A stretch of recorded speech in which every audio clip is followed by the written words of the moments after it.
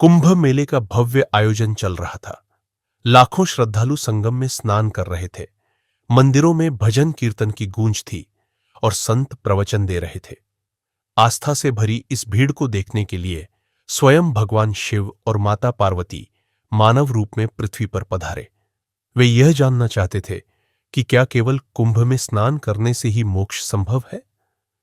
शिवजी ने संगम तट की ओर देखते हुए कहा, देवी, देखो, कितने श्रद्धालु गंगा में डुबकी लगा रहे हैं, लेकिन क्या यह स्नान ही मोक्ष का मार्ग है? क्या यह सभी स्वर्ग के अधिकारी बन जाएंगे? पार्वती जी ने श्रद्धा से उत्तर दिया, स्वामी, ऐसा कहा जाता है कि गंगा स्नान से सभी पाप धुल जाते हैं, फिर इनमें से कोई भी स्वर्ग क्यों नहीं जाएगा? शिवजी गंभीर स्वर में बोले, देवी, केवल जल में स्नान कर लेने से पाप नहीं मिटते। जब तक मन और कर्म शुद्ध नहीं होंगे, तब तक मोक्ष संभव नहीं। सत्य, सेवा और प्रेम ही सच्चा मार्ग है। इस सत्य को प्रमाणित करने के लिए शिवजी ने एक लीला रचने का निश्चय किया। वे एक वृद्ध, जर्जर, क्रूप व्यक्ति का रूप धारण कर लेते हैं। दुबले पतले, मैले कुचैले वस्त्रों में, एक टूटी लाठी के सहारे धीरे धीरे चलते हुए। दूसरी ओर पार्वती जी अत्यंत सुंदर युवा स्त्री के रूप में प्रकट होती है।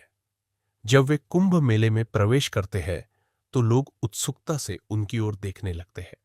कानाफूसी शुरू हो जाती है। देखो, इतनी सुंदर स्त्री और ये बूढ़ा कुरूप आदमी, ये कैसे संभव है?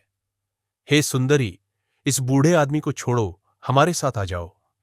इतनी सुंदर लड़की इस भिखारी के साथ, भगवान भी इसे देखकर रो देंगे। कुछ लोग हंसने लगते हैं, कुछ तिरस्कार करते हैं और कुछ व्यंग्य भरी बातें कहते हैं, लेकिन पार्वती जी धैर्यपूर्वक ये सब सहती रहती है। फिर वे भीड़ से सहायता मांगती है। कृपया कोई मेरे वृद्ध पति को संगम तक ले जाने में मेरी सहायता करेगा। वे स्वयं चलने में असमर्थ है। भीड़ में से कोई भी आगे नहीं आता, बल्कि लोग और उपहास करने लगते हैं। लेकिन तभी एक व्यक्ति, जिसकी आंखों में श्रद्धा के आंसू है, आगे बढ़ता है। वह व्यक्ति भावुक होकर कहता है, मां, आप कोई साधारण स्त्री नहीं हो सकती। इतनी सुंदर होकर भी अपने वृद्ध पति के प्रति इतनी निष्ठा और प्रेम। आप साक्षात देवी है।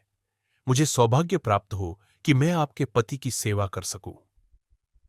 वह व्यक्ति शिवजी के वृद्ध रूप को अपने कंधों पर उठा लेता है और श्रद्धा से संगम की ओर बढ़ता है। पूरी भीड़ यह दृश्य देखकर विस्मित रह जाती है। जैसे ही वह शिवजी को पवित्र जल में स्नान कराता है, अचानक दिव्य प्रकाश फैलता है। शिवजी अपने वास्तविक स्वरूप में प्रकट हो जाते हैं। तेजस्वी जटाएं, तीसरी आंख से निकलती दिव्य ऊर्जा, गले में नाग और हाथ में त्रिशूल। भगवान शिव स्वयं वहां खड़े होते हैं। पूरी भीड़ अचंभित हो जाती है और शीश झुका लेती है। शिवजी प्रसन्न होकर बोले, हे भक्तों, तुमने देखा, जब पार्वती ने सहायता मांगी तो अधिकांश लोगों ने उपहास किया, लेकिन इस व्यक्ति ने निस्वार्थ प्रेम और सेवा का परिचय दिया। यही सच्चा धर्म है।